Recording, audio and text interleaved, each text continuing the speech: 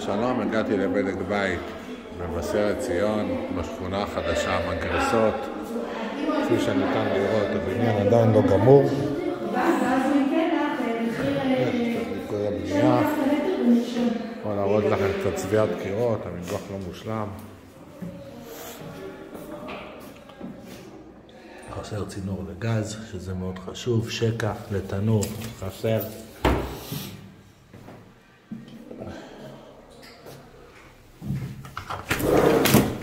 ליקוי מאוד מאוד חשוב, שלא בוצע מעקה על פי התקן בחדר שירות, מטבח.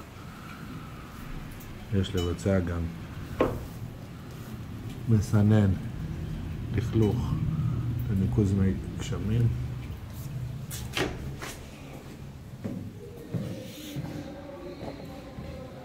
ריצוף נבדק ונמצא במצב טוב.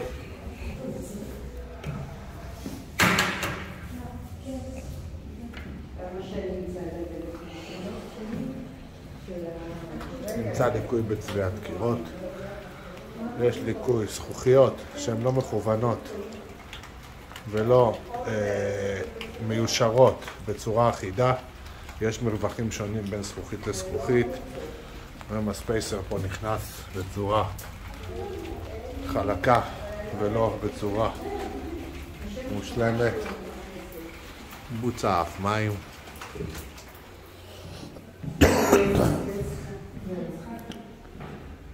ליקוי נוסף שמצאתי בניקוז שלא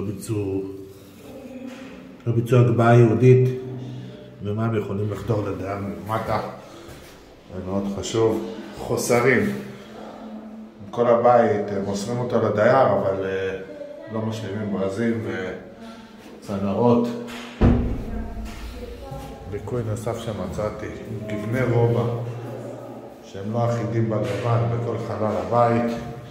מסילת חלון ללא שיפוע. ניתן לראות שהמים עומדים במסילה ולא גולשים כלפי הקופינג ולבחוץ. מנעול, הכל נראה טוב. מנעול משוחרר ולא חדל, ואחרי שבועיים יהרס.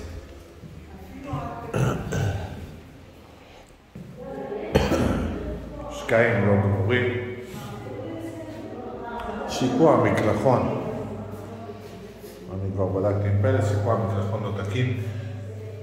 יש לבצע שיפוע של 1% על פי התקן. חוסרים. אסלה שהיא לא מיושרת ולא מפולסת.